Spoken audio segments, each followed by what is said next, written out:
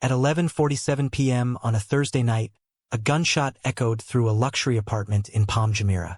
By morning, one man was dead, another was traumatized, and a 24-year-old woman sat in a police cell realizing that her carefully constructed empire had collapsed in exactly 72 hours. This is the story of Jasmine Cruz, a woman who turned survival into a science and paid the ultimate price when her system was exposed. Before the headlines, before the courtroom, before anyone whispered the words multiple relationships or calculated deception, there was a girl in Manila counting pills at a hospital pharmacy window, watching her mother's treatment get denied because the payment was 3 days late.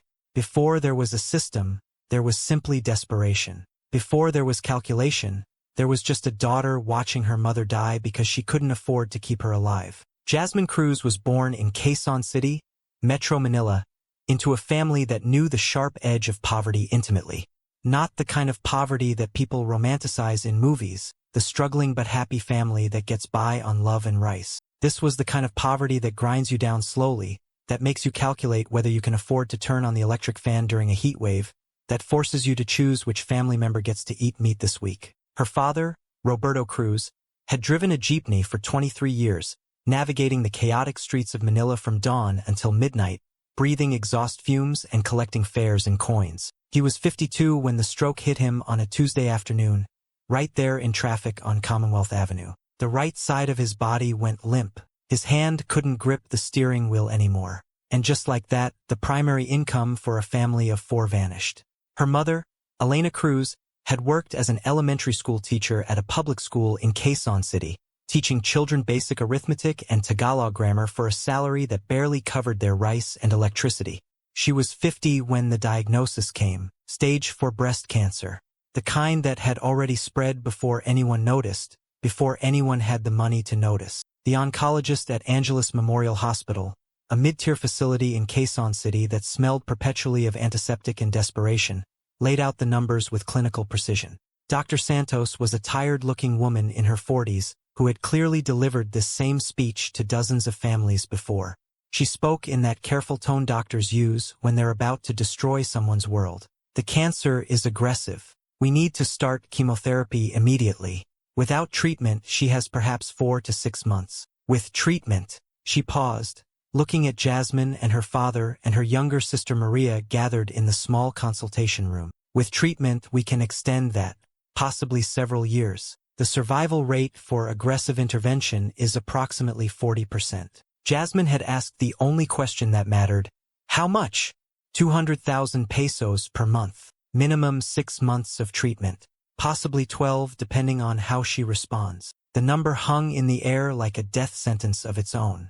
Jasmine did the math that night sitting at their small kitchen table in their Bulacan province home. The house was small, 2 bedrooms, a living room barely large enough for their old sofa, a kitchen where the tiles were cracked and the ceiling leaked during heavy rains.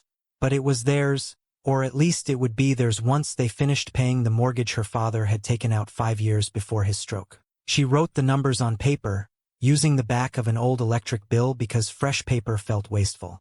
Income. Her father's disability pension came to 15,000 pesos monthly. It arrived late more often than not, and it barely covered his own medication for blood pressure and the anticoagulants that kept another stroke from killing him. Her own salary working 3 jobs totaled 38,000 pesos on a good month. She worked as a salesgirl at a mall in Makati 6 days a week, waited tables at a restaurant on weekend nights, and tutored English online to Korean students in the early morning hours before her mall shift. Expenses. Her mother's chemotherapy, 200,000 pesos monthly. Maria's nursing school tuition at St. Catherine Medical University cost 120,000 pesos per semester, which averaged to 20,000 monthly. The house mortgage that her father had taken out before his stroke to pay for Maria's first year of college, 80,000 pesos monthly. Food for 4 people, keeping it minimal, 15,000 monthly. Her father's medication, 12,000 monthly. Electricity, water, basic utilities, 8,000 monthly.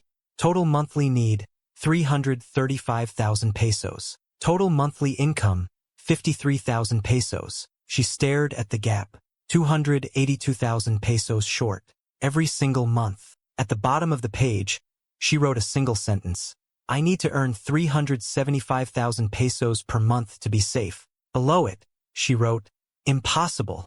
Then she crossed out "impossible" and wrote, "Dubai." The recruitment agency in Manila occupied the third floor of a building in Ermita that had seen better decades. But the office itself was cheerful, almost aggressively so, with posters of gleaming skyscrapers and smiling Filipinas in spa uniforms. The walls were covered with testimonials, photos of women standing in front of Dubai landmarks, holding fans of cash, or posing next to luxury cars. "Dubai changed my life," read one caption. "I built my family a house in just 2 years," read another.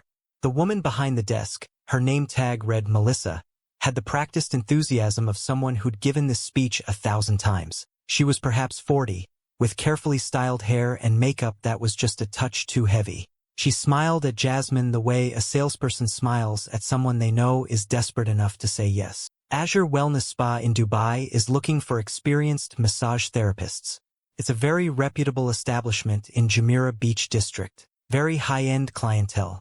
Base salary 8,000 dirhams per month. That's about 120,000 pesos at current exchange rates. Housing allowance included, or they can arrange shared accommodation. Work visa provided. 2-year contract, renewable. Medical insurance included. Jasmine had exactly 3 months of massage training from a weekend course she'd taken during college when she'd briefly thought she might work at a spa in Manila. She'd done maybe 20 actual massages in her life, most of them on her mother's aching back or her father's paralyzed shoulder. She said, "I have 2 years of experience." Melissa didn't even look up from her paperwork. She'd heard this lie before. Everyone lied about their experience. Good.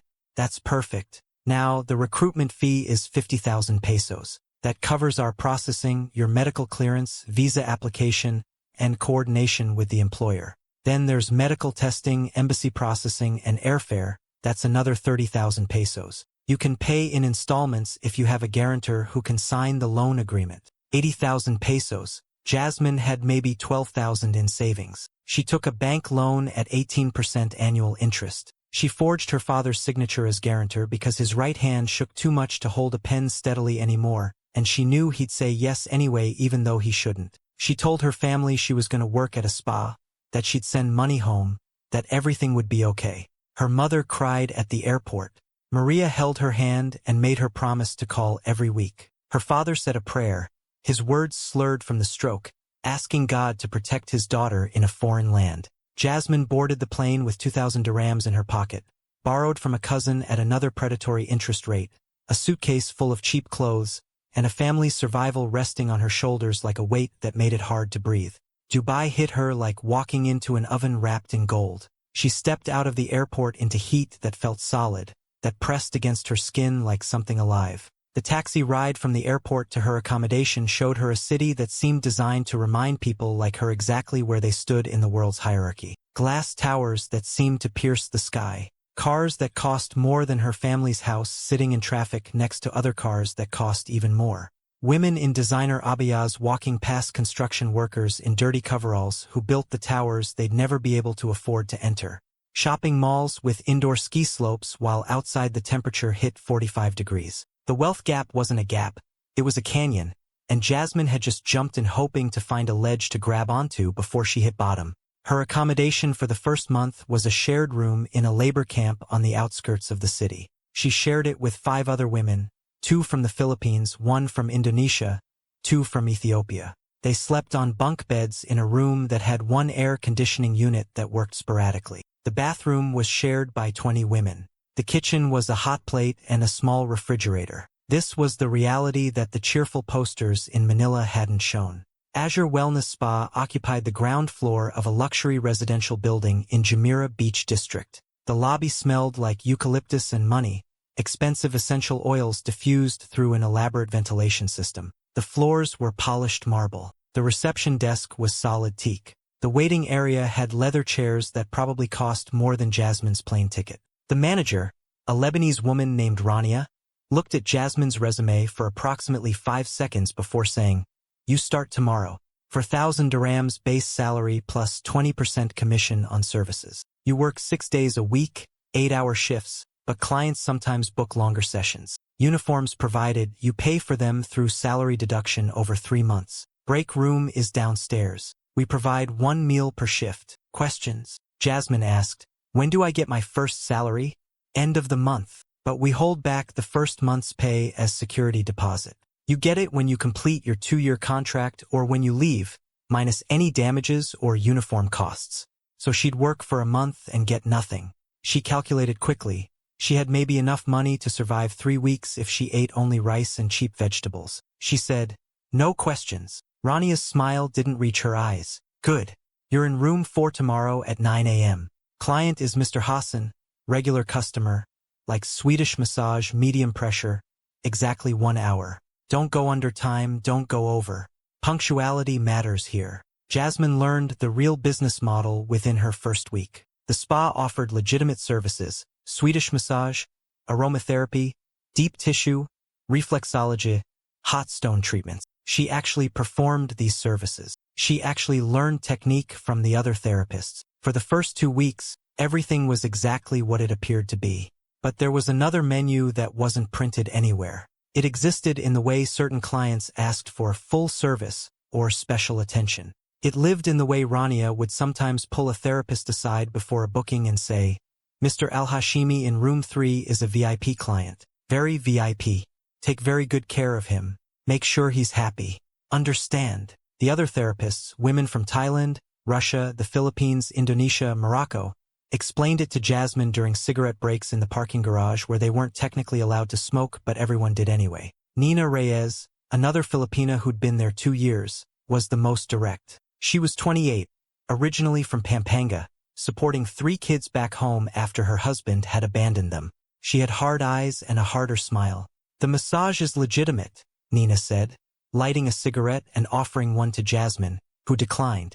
We're actually trained therapists, but some clients pay extra for private sessions. Very private. You understand what I'm saying? Jasmine understood. Rania takes 30%, you keep 70%. She arranges everything, the hotel rooms, the security, the discretion. It's safe. Safer than doing it independently. The clients are screened. They're wealthy, usually married, usually careful. They have more to lose than we do if anything goes wrong. How much extra? Jasmine asked because that was the only question that mattered. Nina shrugged, exhaling smoke toward the afternoon sky. Depends on what they want and how much they have. I've made 5,000 dirhams in one night. I've also made 300 for 3 hours of work. Average is maybe 2,000 per session. You can do maybe 2-3 sessions a week if you want. More if you're willing to be available late night. Jasmine did the math. 4,000 base salary plus maybe 6,000 from extra sessions meant 10,000 dirhams monthly. That was 150,000 pesos. Still not enough for her mother's treatment, but closer. Much closer than anything she could earn in Manila. She sent 4,000 dirhams home that first month from her legitimate salary. Well, she sent 3,000. She needed 1,000 to survive in Dubai.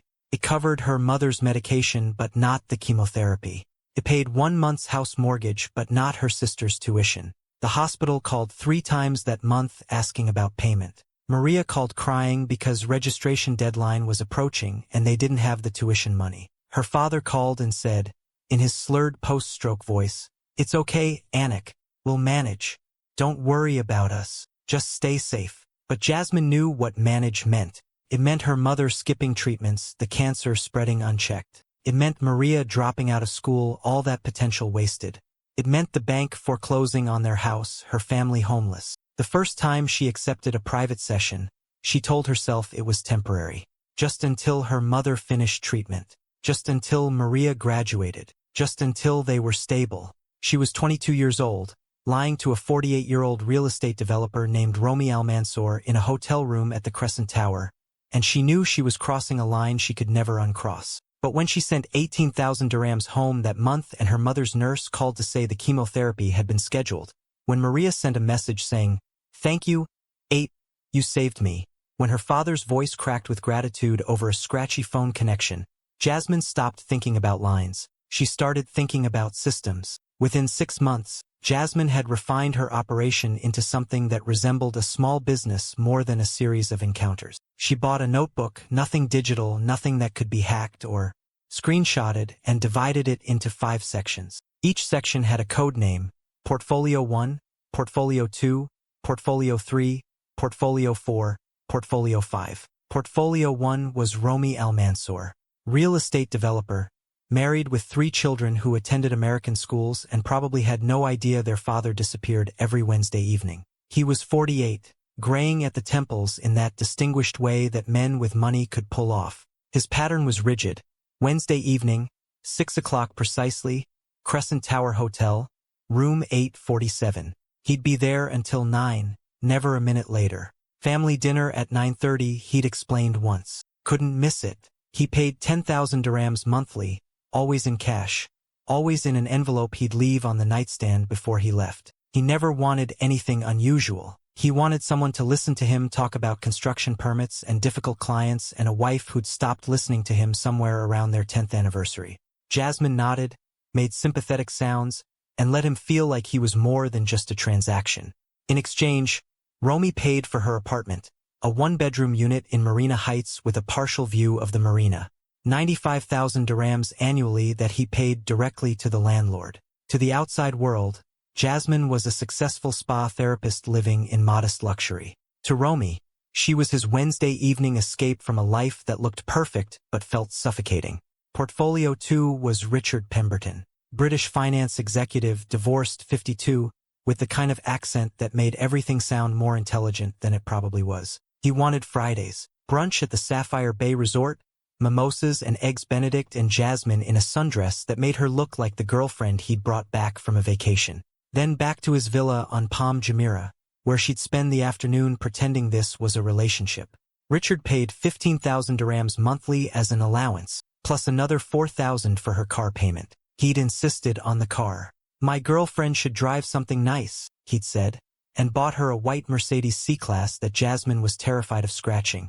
The girlfriend experience was Richard's fantasy. He introduced her to his colleagues at brunches. "This is Jasmine, my partner." Partner in what, he never specified. His friends would nod knowingly, and Jasmine would smile and talk about the restaurant she was planning to open someday.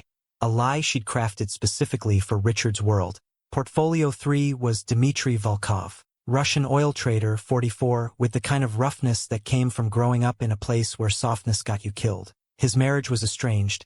His wife lived in Moscow with their teenage son, and Dmitry lived in a permanent suite at Constellation Suites Hotel, doing business deals that involved millions of dollars and people Jasmine was glad she'd never meet. Dmitry paid 12,000 dirhams monthly on average, though it fluctuated based on his mood and his needs. He covered her shopping expenses, designer bags, shoes, clothes that made her look like she belonged in his world. The arrangement was simple. He texted, she came, no questions asked. Sometimes it was 9 p.m. Sometimes it was 2 a.m. Sometimes he was gentle. Sometimes he wasn't. She'd learned to read his mood within the first 30 seconds. If he poured vodka immediately, it would be a difficult night. If he asked about her day first, it would be manageable. She'd also learned that he paid triple if she didn't complain, didn't wince, didn't make him feel like he was doing anything wrong. Portfolio 4 was Raj Mehta, Indian tech entrepreneur, 39, engaged to a woman named Priya who taught yoga and posted Instagram photos with captions about gratitude and mindfulness. Raj came to Jasmine's apartment every Tuesday and Thursday morning at 7 a.m., before his office hours, supposedly when he was at the gym. Raj was different. He paid 30,000 dirhams monthly, but he didn't pay Jasmine directly. He sent the money straight to her mother's hospital in Manila, covering chemotherapy, medication, doctor's consultations. He'd asked for the hospital's bank details, and Jasmine, terrified that he'd discover something, but more terrified of her mother's treatment stopping, had given them to him. Tuesday and Thursday mornings, 7 to 8:30. 90 minutes of intimacy that felt almost real because Raj needed it to feel real. He talked about his fiancée, about the pressure to have the perfect wedding, about his parents who wanted grandchildren immediately. He talked about feeling trapped in a life that looked successful from the outside but felt empty. Jasmine listened, sympathized, and made him feel understood. And twice a week, her mother's treatment continued because of it. Portfolio 5 was Daniel Tan, Singaporean banker, 35, single, and the most dangerous of all because he was catching feelings. Real feelings. The kind that made him talk about introducing her to his parents and taking her to Singapore and building a life together. Daniel had invested 200,000 dirhams in what Jasmine had described as a spa business venture. The story was elaborate. She was opening her own wellness center, needed startup capital, would pay him back with interest. Daniel had written the check without hesitation, calling himself her business partner. He took weekends, Saturday evenings, Sunday brunches, movie nights at his apartment where they'd watch romantic comedies, and he'd hold her hand like they were actually dating. He bought her books because he remembered her mentioning she liked reading. He remembered her birthday. He asked about her family with genuine interest, and 3 months ago he'd told her he loved her. Jasmine had said it back because that's what the moment required. But lying in his arms afterward, she'd felt something close to guilt for the first time in a year. The system worked because Jasmine treated it like a job. A high-stakes, emotionally exhausting, morally complicated job, but a job nonetheless. She had 5 phones, each labeled discreetly on the back with a tiny sticker. R, Re, D, R-A, D. 5 different WhatsApp accounts, 5 different personas, 5 different stories that she kept meticulously separate. She maintained spreadsheets on an encrypted laptop. Dates, times, payments, preferences, important details. Romy's daughter's birthday. Richard's golf schedule. Dimitri's business trips. Raj's anniversary date with Priya. Daniel's parents' visit from Singapore next month. She never double-booked, never mixed up details, never let one world bleed into another. Tuesday morning belonged to Raj. Wednesday evening to Romy. Friday afternoon to Richard. Dimitri called irregularly, but she kept Tuesday and Thursday nights open for him. Weekends were Daniel's unless someone else needed her urgently. The money flowed like clockwork, 83,000 dirhams monthly on average. She sent 54,000 home, enough to cover her mother's treatment, her sister's education, the house mortgage, her father's medication, and a small emergency fund. She kept 10,000 for her own survival in Dubai, food, transport, 5 phone bills, beauty maintenance that these men expected. The remaining 19,000 went into a savings account that she told herself was temporary. Just until her mother was in remission, just until Maria graduated, just until the house was paid off. But sitting in her Marina Heights apartment, the one Romy paid for, filled with furniture Dimitri's money had bought, parking a car Richard's money had purchased, Jasmine sometimes forgot which version of herself was real. Was she the dutiful daughter sending money home? The struggling immigrant working an honest spa job? Romy's Wednesday evening companion? Richard's girlfriend? Dimitri's distraction? Raj's confidant? Daniel's future wife? She was all of them. She was none of them. She was a woman who'd figured out how to turn survival into a science, and the cost was forgetting who she'd been before the math stopped adding up. On a Tuesday morning in her second year of this life, Jasmine sat across from Raj after their usual 90-minute session. He was checking his phone, about to leave for his 9 o'clock meeting, when he looked up at her and said, "You know I care about you, right? This isn't just, I know what this is, but you matter to me." Jasmine smiled the smile she'd perfected, warm but not too warm, grateful but not desperate. "I know, Raj. You matter to me too." He left. She locked the door behind him, and then she walked to her bedroom, looked at the 5 phones charging on her dresser, and felt the weight of the lie settle over her like a blanket she couldn't kick off. In Manila, her mother was in remission. The doctors at Angeles Memorial Hospital called it a miracle. Elena Cruz called it prayer. Maria was 6 months from graduating nursing school. The house mortgage had been paid down to manageable levels. Jasmine had done it. She'd saved them all. But sitting in her apartment with 5 phones and 5 men who thought they knew her, Jasmine realized she'd traded one impossible situation for another. She couldn't stop now.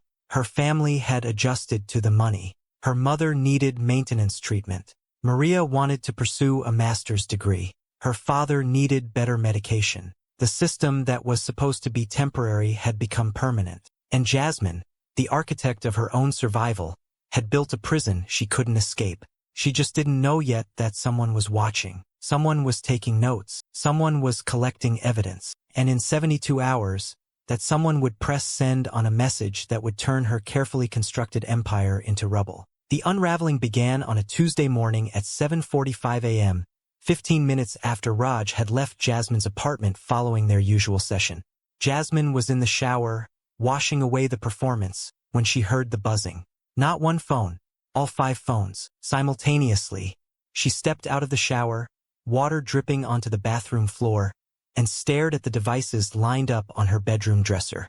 All 5 screens were lit up, messages pouring in. Her stomach dropped in a way that felt physical, like missing a step on stairs in the dark. She picked up the Romy phone first. 3 messages. We need to talk. Call me immediately. I know about the others, Jasmine. Call me now. The Richard phone was worse. I know about the others. This ends now. How many? How many of us were there? You lying bitch. The Dimitri phone made her hands shake. You think I'm stupid? You think you can play me? There are consequences for this. The Daniel phone broke something inside her chest. Please tell me it's not true. Please call me. Jasmine, please. Only the Raj phone was silent, because he'd just been here, because he didn't know yet. Jasmine sat on the edge of her bed, naked and dripping, staring at the phones like they were live grenades. Her mind raced through possibilities. Someone at the spa talked. Someone saw her with multiple men. Someone reported her. But how would all 5 of them know simultaneously? She opened the Romy phone with shaking fingers and scrolled through messages. That's when she saw it. A group chat notification. She'd been added to a group called Jasmine's Clients. Her vision blurred. She clicked on the group. All 5 of them. Romy, Richard, Dimitri, Raj, Daniel. All 5 numbers in one chat. And above their shocked, angry messages to each other was a data dump. Posted 3 days ago while she'd been working a legitimate shift at Azure Wellness Spa. Screenshots of her 5 different WhatsApp profiles. Same face, different names, different profile pictures. Bank transaction records showing payments from 5 different sources. Dates and amounts listed in clinical detail. Photos of her with each man. Romy at Crescent Tower. Richard at Sapphire Bay Resort. Dimitri entering Constellation Suites. Raj at her apartment building's entrance. Daniel holding her hand at a restaurant. All time-stamped, all geotagged, text message excerpts. Conversations where she'd told Romy she was working late at the spa. Told Richard she was visiting a sick friend. Told Dimitri she was at a family event. Told Raj she had a dentist appointment. Told Daniel she was meeting a potential investor for the fake spa business. Hotel receipts. Crescent Tower every Wednesday for 2 years. Constellation Suites, irregular but frequent. Dates, times, room numbers. Someone had been following her, watching her, documenting everything. For months, Jasmine scrolled up to see who'd created the group. An unknown number with no profile picture. International UAE code but otherwise untraceable. They'd posted the evidence 3 days ago, then disappeared. Just dropped the bomb and walked away. She scrolled through the group chat conversation that had unfolded over those 3 days. Watched the 5 men discover each other in real time. Richard, does anyone know who created this group? Romy, no. But the information is accurate. I've been seeing Jasmine for 2 years. Wednesday evenings. Dimitri, she told me I was special. That it was just me and one other guy she was leaving. Daniel, wait. She told me we were in a relationship. That she loved me. I invested 200,000 dirhams in her business. Raj, what business? Daniel, a spa she's opening. We're partners. At least I thought we were.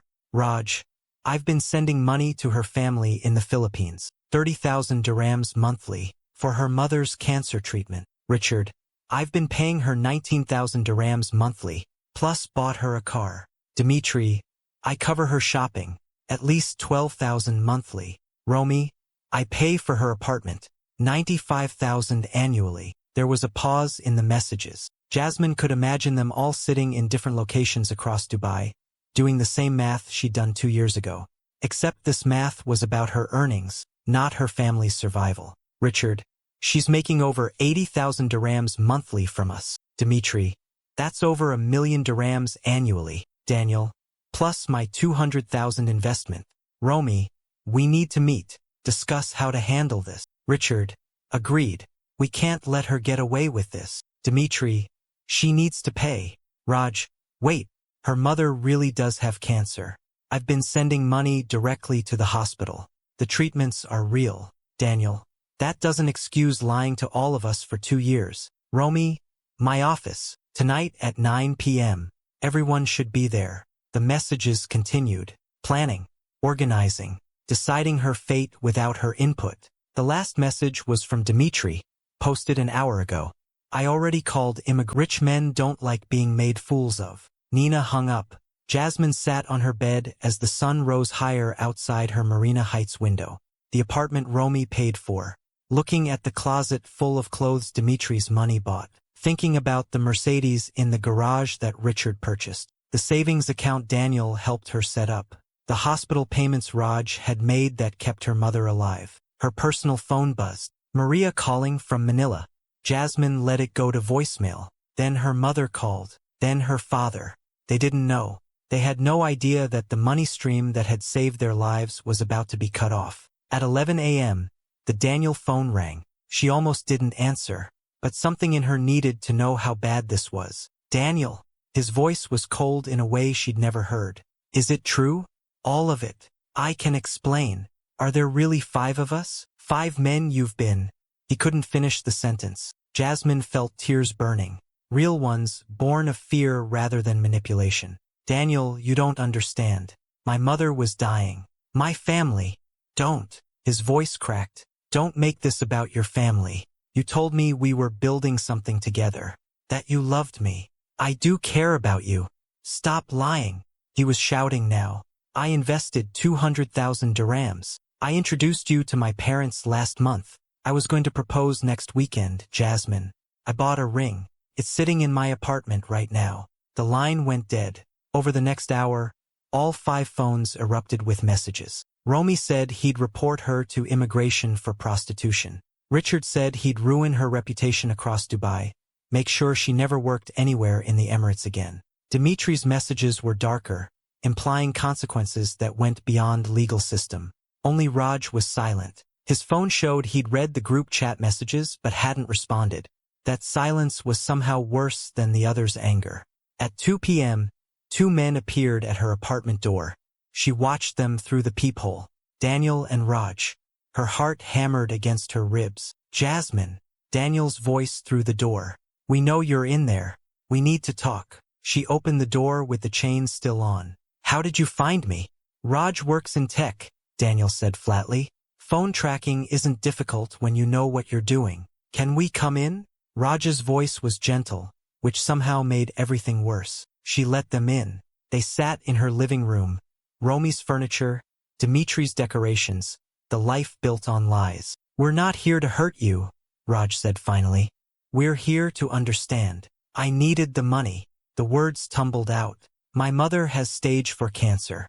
The treatments cost 200,000 pesos monthly. My sister is in university. My father had a stroke and can't work. I send home 80,000 dirhams every month just to keep them alive. You could have asked for help, Daniel said.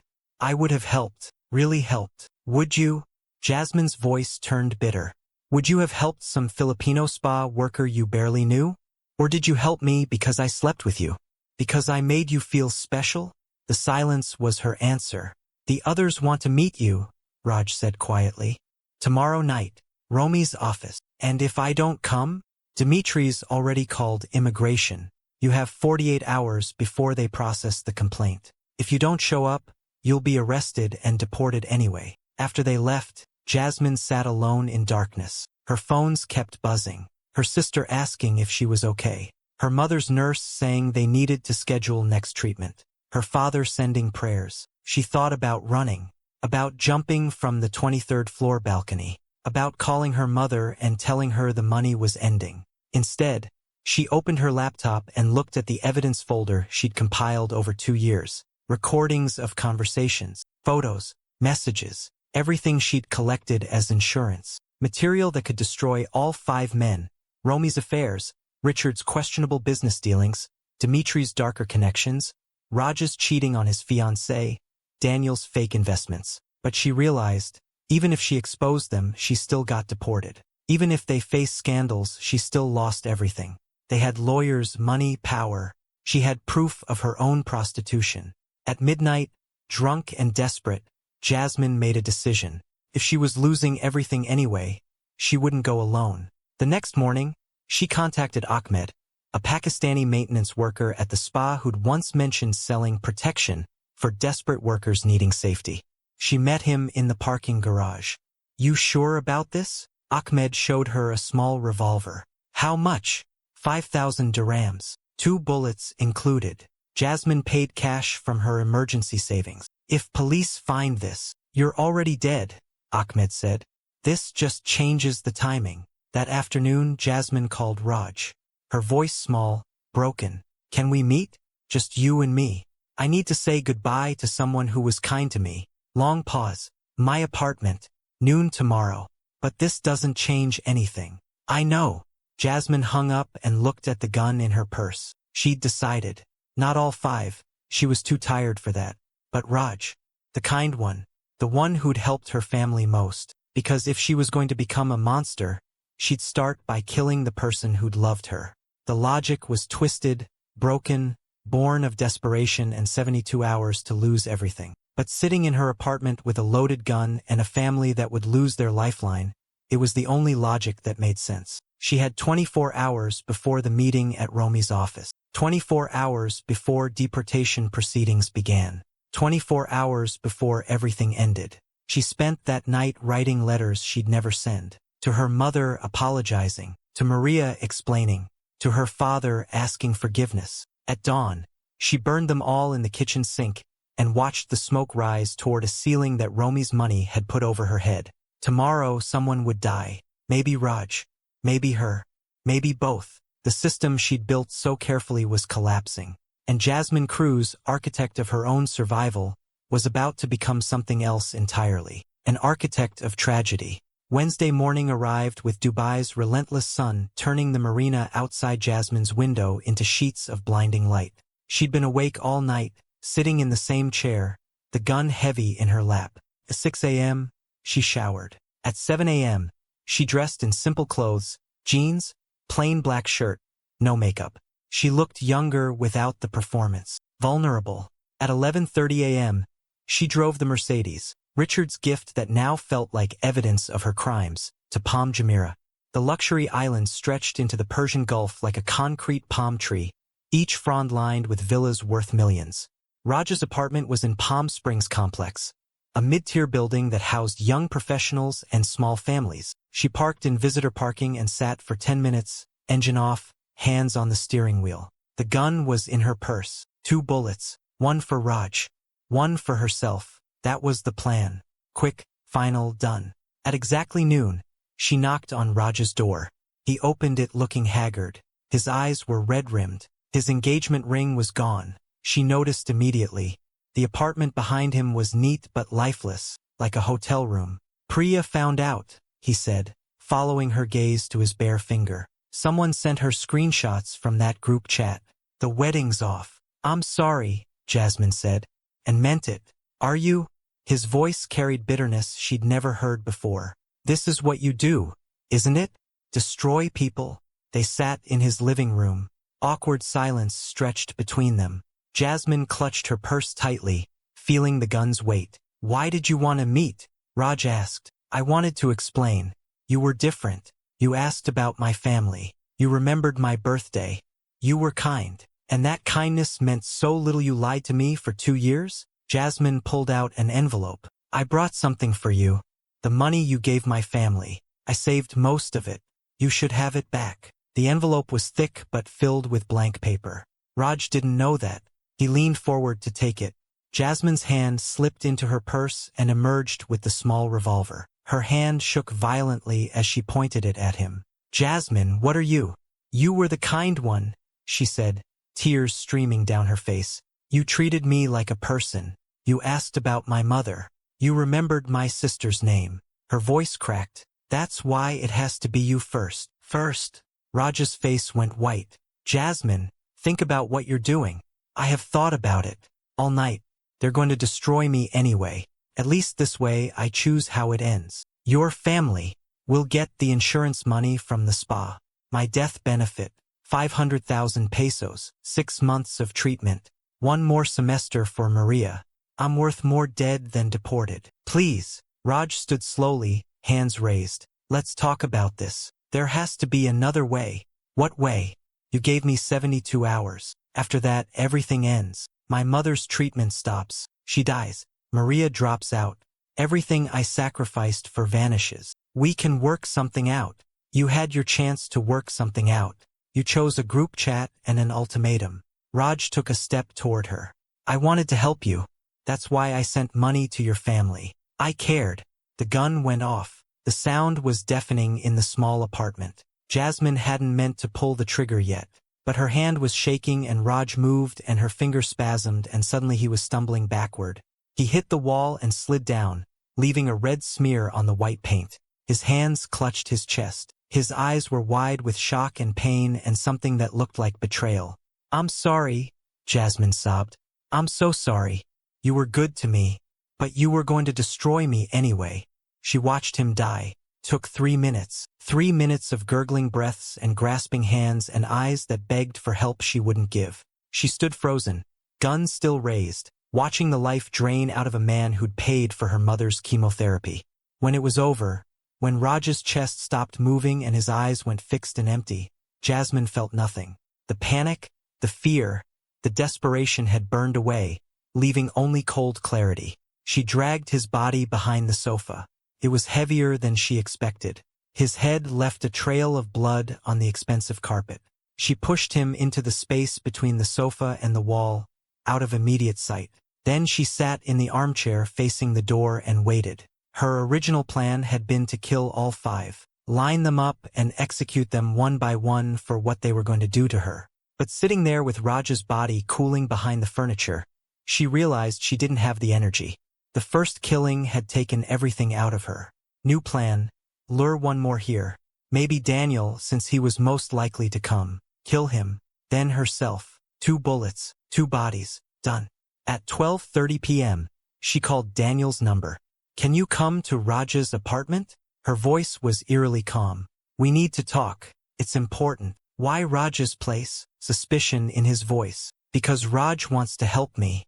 He has a proposal for solving this without deportation. But he wants everyone to agree. He wants you here first. Why should I trust? Because otherwise I go to the press. I have recordings, Daniel.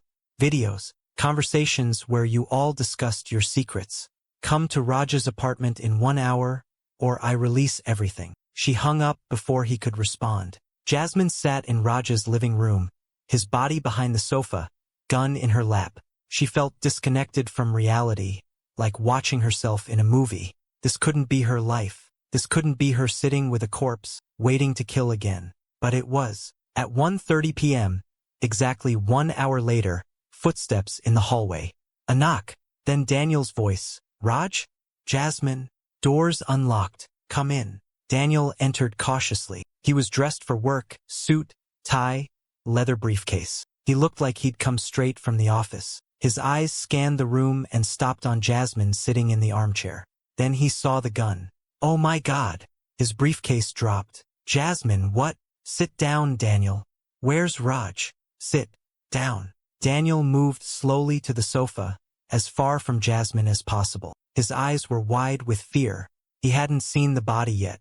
The sofa blocked his view. Why are you doing this? Because you were all going to destroy me anyway. Deport me. Criminal record. Prison. My mother dies. My sister loses everything. All because I tried to survive. We would have let you go quietly. Would you? Or would you have pressed charges anyway? Made an example of me? The Filipino whore who scammed rich men. Daniel said nothing. You told me you loved me, Jasmine continued, her voice breaking. You bought a ring. Was any of it real, Daniel? It was real for me, he whispered.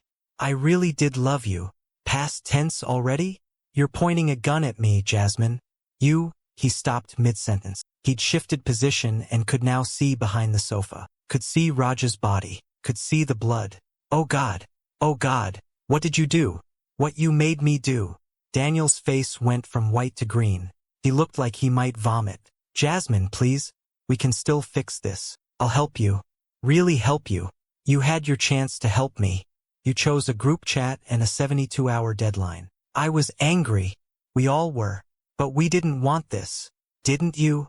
Jasmine stood, gun steady now. You wanted me gone. Disappeared. Out of your lives. Well, I'm going to disappear. But not alone. She raised the gun, pointing it at Daniel. He flinched, covered his face with his hands. But she didn't pull the trigger. Instead, she turned the gun toward herself. pressed it against her temple. "Tell them," Jasmine said. "Tell the others this is what they did. That their 72-hour deadline killed 2 people. Tell my mother I'm sorry. Tell her the spa insurance will help for a while." "Jasmine, don't." "And Daniel? I did care about you. Maybe I couldn't afford to love you, but I cared. That part wasn't a lie." She pulled the trigger. Click. Empty. Jasmine stared at the gun in confusion. She pulled the trigger again. Click. Again. Click. She'd only bought 2 bullets from Ahmed. One for Raj. One for herself. But she'd already used both. The first shot that killed Raj. And she'd forgotten, in the chaos, in the panic, that she'd fired once already. The gun was empty. Jasmine looked at Daniel, then at the useless weapon in her hand. Then she started laughing. A wild, broken sound that turned into sobbing. She dropped the gun, collapsed onto the floor, and wept like a child. Daniel should have run, should have called police immediately, should have done anything but what he did. Instead, he knelt beside her and held her while she cried. "I'm so tired," Jasmine sobbed into his shoulder. "So tired of surviving, of fighting, of being strong. I just wanted it to stop." "I know," Daniel whispered. "I know." They sat like that for minutes that felt like hours, surrounded by evidence of desperation. Raj's body, the empty gun, the ruins of Jasmine's carefully constructed life. Finally, Daniel pulled back. "We need to call the police." "I know. They'll arrest you, deport you, probably prison first." "I know. Your family will survive. They always do. Filipinos are good at surviving." Daniel picked up his phone. His hand shook as he dialed. While they waited for sirens, Jasmine thought about her mother in Manila, probably at the hospital right now receiving treatment bought with money from men who'd planned her destruction. About Maria in university, studying to become the doctor their family never afforded. About her father praying for a daughter who'd save them by selling herself in pieces. She'd tried to survive, built an empire of lies and careful calendars and 5 different phones. But in 72 hours it had all collapsed. The sirens grew louder. Daniel sat beside her, not touching, just present. "I really was going to propose." "I know. If you'd told me about the others, maybe I would have understood." "Would you have?" He didn't answer. The police burst through the door, guns drawn. Jasmine raised her hands slowly. Let them cuff her. Let them read her rights in Arabic she didn't understand. As they led her out of the apartment, past Raj's covered body, into the hallway full of shocked neighbors filming on phones, Jasmine looked back at Daniel one last time. He was crying. "Tell my family I loved them," she said in Tagalog, knowing he wouldn't understand. The last thing she saw before they pushed her into the police car was the Dubai skyline, glittering towers built by desperate people like her, monuments to ambition and the terrible price of survival. She'd come to Dubai with nothing. She'd built an empire. She'd lost it all. And she'd killed a good man in the process. The police car pulled away from Palm Jumeirah, carrying Jasmine Cruz toward Alawar prison and a future measured in years behind bars. In the rearview mirror, Dubai's skyline receded into heat, shimmer, and distance. She'd chosen poorly, but at least she'd chosen. The Dubai Police Tactical Unit arrived at Palm Springs Villa within 8 minutes of Daniel's call. By 2:45 p.m., the apartment was sealed with yellow tape. Photographers were documenting every angle of Raj's body, and Jasmine Cruz sat in the back of a police car with her hands cuffed behind her back, staring at nothing. Detective Russian-made revolver common in the illegal arms trade, registered to no one. Detective Al-Shamsi interviewed Daniel first, in a separate room while crime scene technicians processed the apartment. Daniel sat with his head in his hands, still wearing his blood-spattered suit. "Tell me what happened, from the beginning." Daniel's statement came out in fragments. The group chat that exposed Jasmine's multiple relationships. The discovery that all 5 men had been seeing her simultaneously. The meeting planned for that evening at Romi's office. Jasmine's call asking him to come to Raj's apartment. Finding her with a gun. Seeing Raj's body. Her attempted suicide that failed because the gun was empty. "Did you see her shoot Mr. Mehta?" "No. He was already dead when I arrived." "Why didn't you call police immediately?" Daniel's voice broke. She had a gun pointed at herself. She was going to kill herself. I thought if I could just talk to her." "You obstructed a crime scene. You contaminated evidence." "I know. I'm sorry. I wasn't thinking clearly. Detective Al-Shamsi made notes, then asked the question that would become central to the investigation. These 5 men, this arrangement, how long had it been going on? 2 years, maybe longer. I don't know about the others. And you all discovered this 3 days ago? Someone created a group chat, added all 5 of us, posted evidence, photos, bank records, everything. We didn't know who sent it. Do you still have access to this chat? Daniel pulled out his phone with shaking hands and showed the detective. Al-Shamsi photographed every message, every piece of evidence that had been shared, the unknown number that had started it all. At 4:30 p.m., they brought Jasmine into an interrogation room at the main police station. She'd been processed, fingerprints, photographs, personal belongings cataloged. She wore a gray prison jumpsuit that was too large. Her hair was pulled back. Without makeup, she looked younger than 24. Looked like someone's daughter. Detective Al-Shamsi sat across from her. Ms. Cruz, do you understand why you're here? I killed Raj Mehta. Her voice was flat, empty. I shot him in his apartment at approximately 12:15 p.m. today. Why? Because they were going to destroy my life. All 5 of them. They gave me 72 hours before reporting me to immigration. My mother has cancer. My family needs the money I send. If I get deported, my mother dies. So you killed Mr. Mehta to prevent deportation? I killed him because I had nothing left to lose. Al-Shamsi studied her. Tell me about the arrangement. How did it work? Jasmine told him everything. The 5 men, the schedules, the payments, the careful system she'd built. She spoke in the flat tone of someone who'd moved beyond shame, beyond fear, into a gray space where nothing mattered anymore. Did Mr. Mehta know about the others? Not until 3 days ago. None of them knew. Who exposed you? I don't know. Someone created that group chat, posted all the evidence, then disappeared. Over the next week, Detective Al-Shamsi built the case methodically. He interviewed all 4 surviving men. Romy Al-Mansour came with a lawyer, gave a careful statement about his Wednesday evening arrangement, refused to call it prostitution, claimed he was a victim of fraud. Richard Pemberton was more emotional, talked about feeling betrayed, admitted he'd been paying her monthly. Dmitry Volkov was hostile, demanded to know why he was being questioned like a criminal when he was the victim.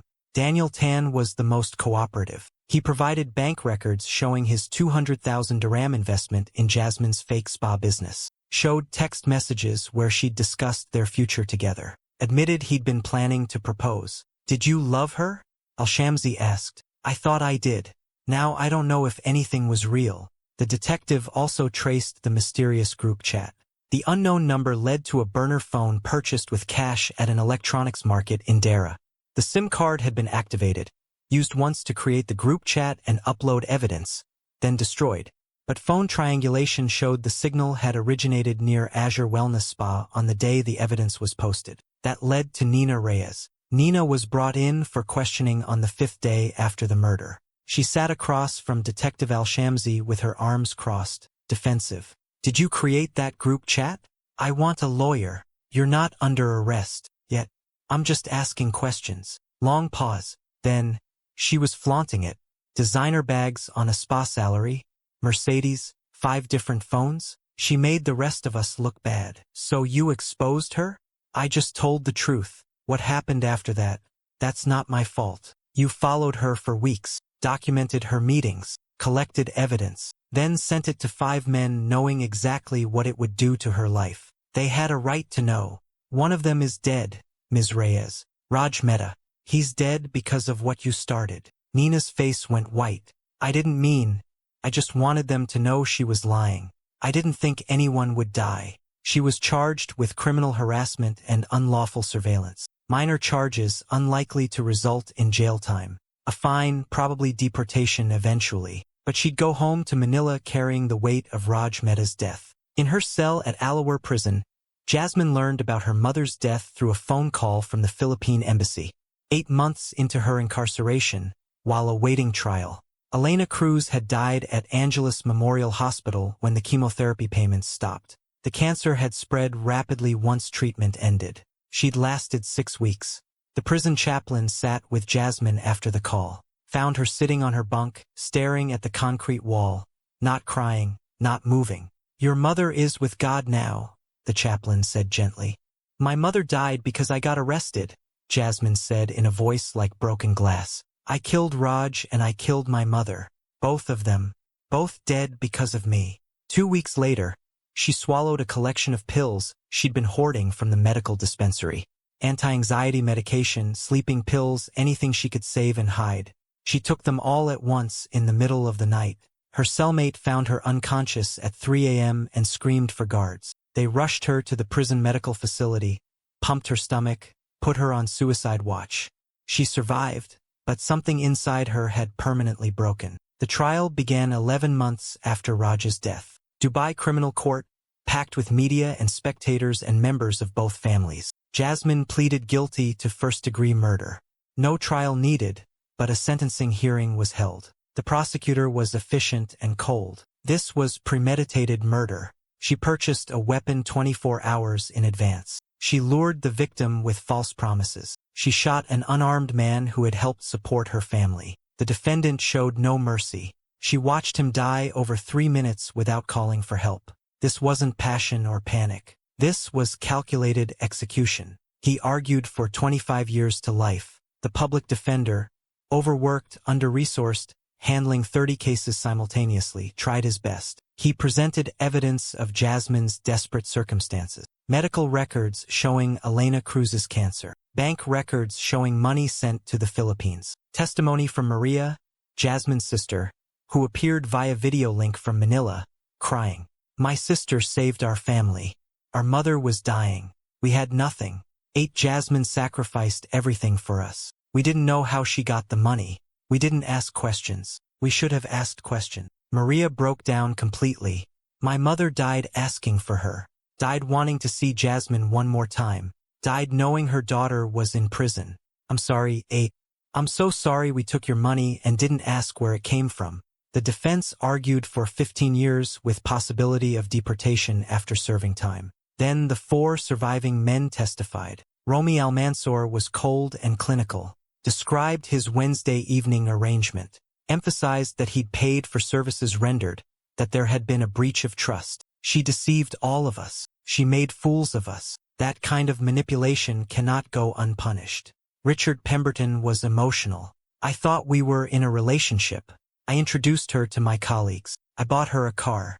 I was planning a future with her." His voice cracked. "She made me believe I was special to her, that we had something real." Dmitry Volkov was angry. "She's a predator. She targeted wealthy men and exploited us. She deserves the maximum sentence." Daniel Tan's testimony was different. He looked older than his 35 years, thinner, haunted. "She killed my friend. Raj was a good person. He didn't deserve to die." Daniel paused, struggling.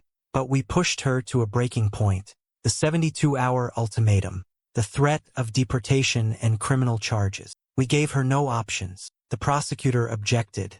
"Mr. Tan, are you suggesting the victim is responsible for his own murder?" "No. I'm saying we all played a role in what happened. Raj paid for her mother's cancer treatment. He knew her family was desperate.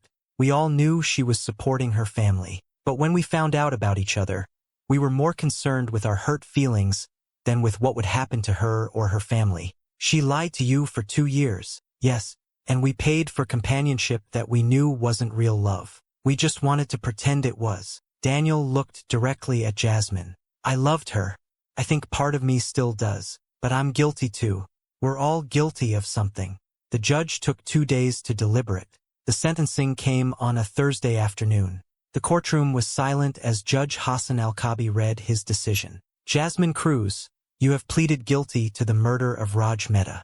The evidence shows premeditation. You purchased a weapon. You lured the victim. You shot him and watched him die without attempting to render aid or call for help. This was first-degree murder." Jasmine stood, hands clasped in front of her, expressionless. However, the court also recognizes the extreme circumstances that led to your actions. You were supporting a family in desperate poverty. Your mother's cancer treatment cost more than any legitimate income could provide. You built an arrangement with 5 men that, while morally questionable and legally problematic, was based on mutual exchange. When that arrangement was exposed, not by authorities or by the men themselves discovering you naturally, but by a third party who deliberately collected evidence and exposed you simultaneously to all 5 men. You were given 72 hours before facing deportation and criminal charges. In effect, you were cornered with no legal options to continue supporting your dying mother. This does not excuse murder, but it provides context the court must consider. You are sentenced to 20 years in Dubai Central Prison. You will be eligible for parole after 12 years. Upon completion of your sentence, you will be deported to the Philippines and banned from re-entering the United Arab Emirates for life. You must pay restitution to the family of Raj Mehta in the amount of 500,000 dirhams. Jasmine showed no reaction, just nodded once. As guards led her from the courtroom, she looked back one time. Daniel was crying. Romy was stone-faced. Richard looked away. Dimitri smiled grimly, satisfied. In the gallery, she saw a face she recognized from photos Raj had shown her. Priya, his ex-fiancée. The woman who'd lost her future husband twice, once to betrayal, once to murder. Their eyes met for a moment. Priya wasn't crying. She just looked empty. That night, back in her cell at Alawar prison, Jasmine lay on her bunk and did the math one final time. 20 years. She was 24 now. She'd be 44 when eligible for parole. Her mother was dead. Her sister had dropped out of university and now worked at a call center earning a tenth of what Jasmine used to send. Her father had suffered a second stroke from the stress and was partially paralyzed. The house in Bulacan had been foreclosed. Her family now lived in a small rental in a rough neighborhood. Maria sent letters for the first 6 months, then stopped. Too painful, she'd written in her last message. Too much shame in the community. People knew. Everyone knew about the murders, the prostitution, the disgrace. Her father refused to speak Jasmine's name. Had told Maria, "I have no daughter." Jasmine closed her eyes and tried to remember who she'd been before Dubai. Before the 5 phones and the careful schedules and the performances. Before she'd learned to commodify herself so efficiently. She couldn't remember that girl anymore. In Manila, Maria Cruz sat in a cramped apartment with bars on the windows and tried to do homework for her online courses. Cheaper than university, slower, but it was something. Her father was in the other room, the paralyzed side of his body making him dependent on her for everything. On her phone was a photo from 5 years ago. Jasmine at their mother's bedside, smiling, holding Elena's hand. Before Dubai, before everything. Maria whispered to the photo, "Was it worth it, 8? Was any of it worth it?" No answer came. Just the sound of Manila traffic outside and her father's labored breathing from the next room. 3 years after that gunshot in a Palm Jumeirah apartment, the ripples of that single decision continued spreading outward like circles in dark water. The immediate violence had ended. One body in the ground, one woman in prison. But the aftermath had developed its own gravity, pulling everyone connected to that day into orbits of consequence they couldn't escape. Detective Rashid Al-Shamsi retired from Dubai Police 2 years after closing the Jasmine Cruz case. It wasn't the violence that haunted him. He'd seen far worse in 23 years of homicide investigation.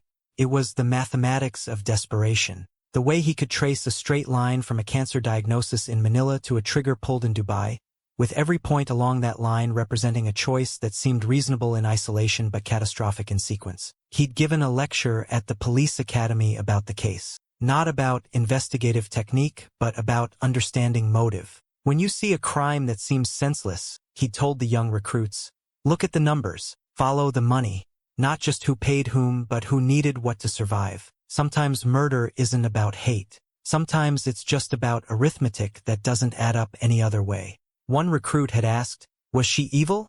Al-Shamsi had paused, thinking about Jasmine Cruz in that interrogation room, her flat voice reciting facts without emotion, her eyes empty of everything except exhaustion. No, she was desperate. And desperate people with no options become dangerous people. That's not philosophy. That's just math. In Alawar prison, Jasmine had been assigned to the sewing workshop, making uniforms and linens for hotels and hospitals across Dubai. The irony wasn't lost on her. She was now creating the sheets that would be used in hotels like Crescent Tower, where Romy had paid for her time every Wednesday evening. Her hands moved mechanically, feeding fabric through industrial machines, while her mind existed somewhere else entirely. She'd been inside for 3 years and 2 months. She had at least 8 more years before parole eligibility, possibly 17 more if parole was denied. She was 27 years old. She'd be 35 at best, 44 at worst, when she finally walked out. Her cellmate was a trafficking victim from Ethiopia who'd killed her captor. They rarely spoke, they shared no common language except broken English, but they understood each other in the way that people with similar stories understood each other. Both had killed men. Both had done it because every other option had evaporated. Both would leave prison decades older than when they'd entered, returning to home countries that had moved on without them. Jasmine received 1 letter a month from Maria. The letters had changed over 3 years. Initially, they'd been supportive, loving, desperate. "We understand." 8. "We know you did it for us. We're praying for you." Then they'd become updates, informational, distant. "I'm working at a call center now. Father's condition is stable. The landlord raised rent." Now they were obligatory, brief, formal. "We are well. Hoping you are well too. God bless." The last letter, which arrived 3 weeks ago, contained a single additional sentence. "Father says I should stop writing. He says we need to move forward." Jasmine understood. She was writing back less frequently herself. What was there to say? "The food is terrible. The women here are broken. I watch the years disappear and I can't even remember what I was fighting for anymore." She didn't send those letters. She wrote them, then tore them up. Her mother was dead. That fact sat in her chest like a stone. Elena Cruz had died while Jasmine was in a holding cell awaiting trial, died without seeing her daughter again, died believing her prayers had sent Jasmine to Dubai, and those same prayers had somehow failed to protect her. The chaplain who'd informed Jasmine had tried to comfort her. "Your mother is at peace now." But Jasmine knew better. Her mother had died in pain, physical and emotional, knowing her daughter was a murderer and a prostitute, knowing the money that had saved her temporarily had cost everything in the end. Sometimes, late at night when the prison was quiet except for the sounds of women crying or praying or simply breathing, Jasmine did her own math. Different math than the kind that had led her to Dubai. She'd sent approximately 1.3 million dirhams to the Philippines over 2 years. That was roughly 19 million pesos. Her mother's cancer treatment had cost maybe 2.4 million pesos total before she died. Maria's partial university education, maybe 500,000 pesos. House payments and family expenses, the rest. For 19 million pesos, she'd bought her family 2 years of stability, her mother 2 years of extended life, and her sister 18 months of university education. The cost: 1 man dead, 20 years of her own life, her family's reputation destroyed, her mother dying in shame, her father disowning her, her sister working in a call center instead of becoming a nurse. The math didn't work. It had never worked. She'd been solving the wrong equation all along. For the 4 surviving men, the aftermath had been mixed, uneven, distributed along lines of wealth and power that had existed long before Jasmine Cruz entered their lives. Romy Almanzor had survived the scandal, but his marriage hadn't. His wife, who'd apparently known about the Wednesday evening business dinners, but had chosen not to know too much, filed for divorce 8 months after the murder. She cited adultery, provided her lawyer with screenshots from the group chat that had somehow leaked to her, and took primary custody of their 3 children. Romy kept his business. Almanzor Developments continued building luxury towers across Dubai, but he lost his position in certain social circles. The murder trial had been too public, too sordid. His name appeared in news reports as one of 5 men who maintained simultaneous relationships with the accused. Some clients found other developers. Some investors pulled out of projects. He'd lost money, reputation, access, but he still had his company, his wealth, his freedom. He lived now in a smaller villa, alone, and never mentioned Jasmine Cruz's name. Richard Pemberton had returned to London 6 months after the trial. He'd taken a position at a different financial firm, told colleagues he needed a fresh start, never explained why.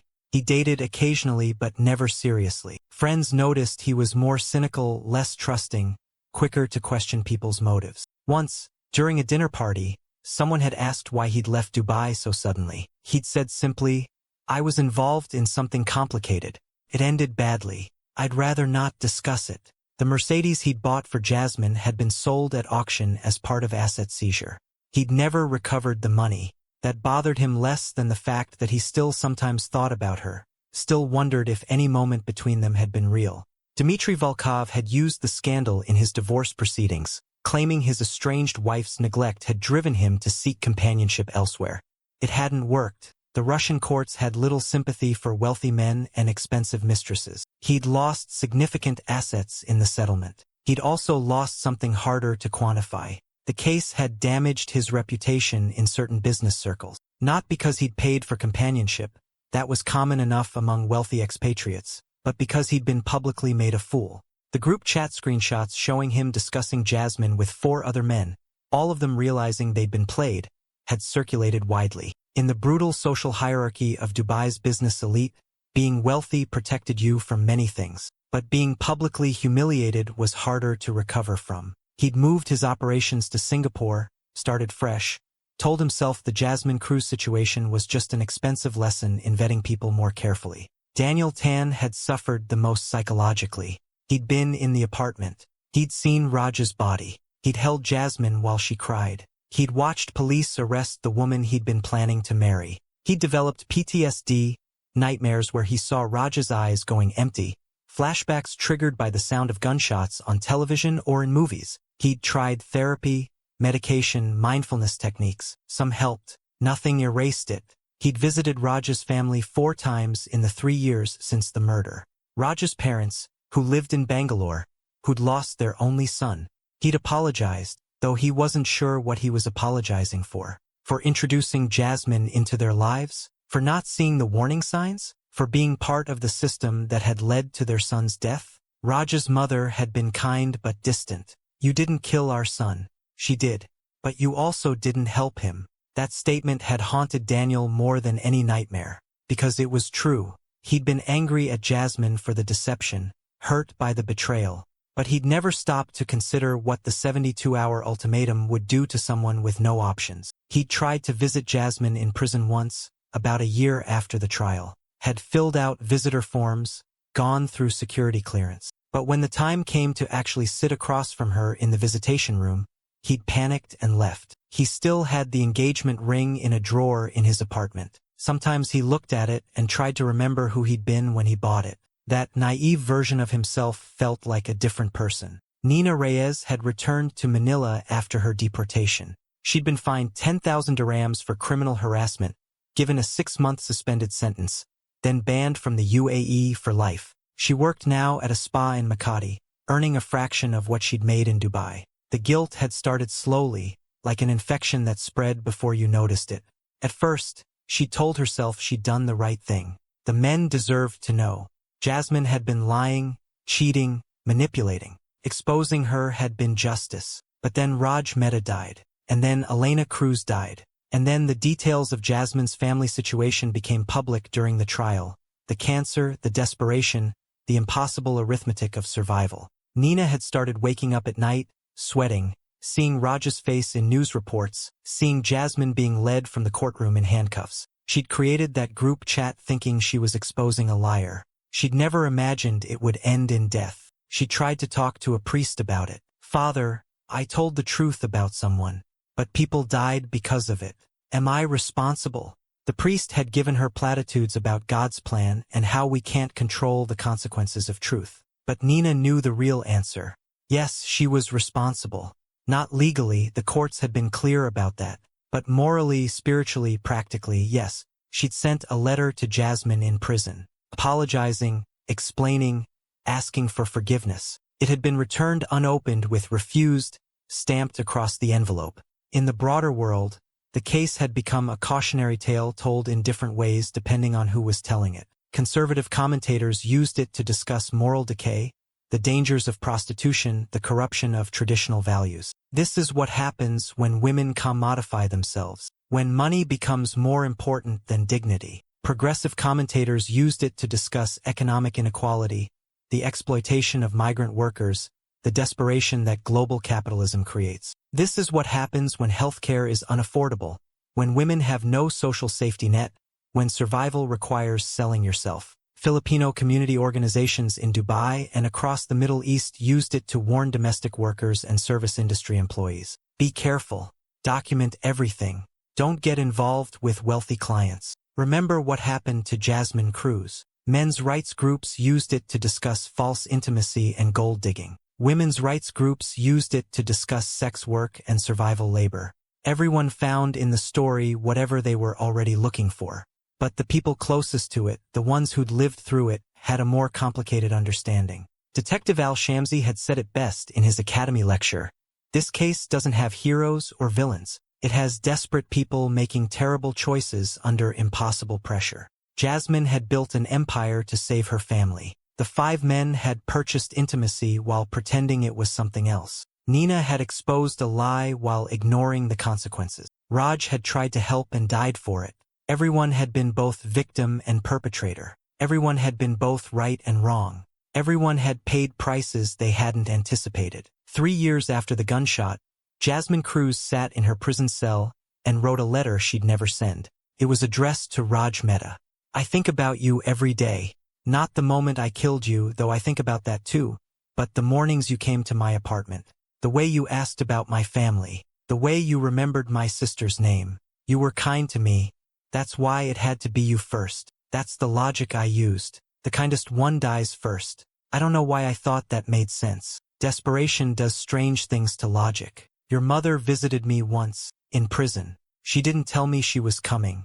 The guards just brought me to the visitation room and there she was. She didn't yell, didn't cry, just looked at me for a long time. Then she said, "My son wanted to help you. He thought you were special. He was gonna break up with Priya for you. Did you know that?" "I didn't know that. You never told me." She said, "He died trying to be kind. What does that teach anyone?" I didn't have an answer then. I still don't. Except maybe this: kindness isn't always enough. Sometimes the math is too broken for kindness to fix it. I'm sorry, Raj. I'm sorry I killed you. I'm sorry your mother lost her son. I'm sorry Priya lost her fiancé. I'm sorry I made your kindness into something that got you killed. I don't expect forgiveness. I don't deserve it. I just wanted you to know that I remember. That you weren't just portfolio for. That in the brief moments when I forgot which performance I was giving, when I let myself feel something real, it was with you. That doesn't excuse anything, but it's true. I hope wherever you are, you found peace. I hope you understand why I did it even if you can't forgive it. I hope someone is being kind to you, and I hope that kindness doesn't get them killed. She folded the letter carefully and put it in the small box under her bunk where she kept things that mattered. Photos of her mother before the cancer, a letter from Maria before the relationship fell apart, a newspaper clipping about the trial with a photo of her being led from the courtroom. Then she lay on her bunk and stared at the ceiling and thought about numbers. 8 more years minimum, possibly 17. She'd be 35 or 44. Either way, middle-aged. Either way, starting over in a Manila that had moved on without her. Her mother dead, her father disowning her, her sister distant, her youth gone. 19 million pesos and 20 years of her life in exchange for 2 years of stability that had collapsed anyway. The math had never worked, and never would. But Jasmine Cruz, who'd once been so good at calculating survival, had finally learned the most important equation. Some prices can't be calculated in advance. Some costs only become clear after you've already paid them. In Manila, on the anniversary of the murder, Maria Cruz visited her mother's grave. Elena Cruz was buried in a public cemetery in Quezon City, in a section where headstones were simple and close together.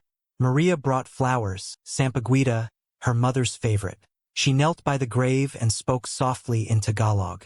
"Mama, I'm sorry we took the money. I'm sorry we didn't ask where it came from. I'm sorry we let 8 sacrifice herself for us. I'm sorry we were so desperate that we didn't see what it was costing her." The gravestone said, "Elena Cruz, beloved mother, gone too soon." It didn't say, "died while her daughter was in prison for murder." It didn't say, "cancer treatment paid for by prostitution." It didn't say, "saved temporarily, lost permanently." Maria wiped her eyes and stood. She had a shift at the call center in 2 hours. She couldn't afford to miss it. The rent was due. Her father's medication needed refilling. The mathematics of survival continued, even after everything had collapsed. She'd learned from her sister's mistake. She didn't try to earn more than was possible. She didn't build empires. She just survived, one day at a time, with the brutal clarity that came from watching someone you love destroy themselves trying to save you. As she left the cemetery, she thought about Jasmine in prison in Dubai. Thought about the 8 or 17 years still remaining. thought about whether they'd ever see each other again. Probably not, she decided. Too much shame, too much pain, too much distance between who they'd been and who they'd become. Some families survive poverty together. Some families are destroyed by the attempt to escape it. The Cruz family had been destroyed. By cancer, by desperation, by a system that made survival so expensive that people sold themselves in pieces trying to afford it. But Maria was still here, still breathing, still trying.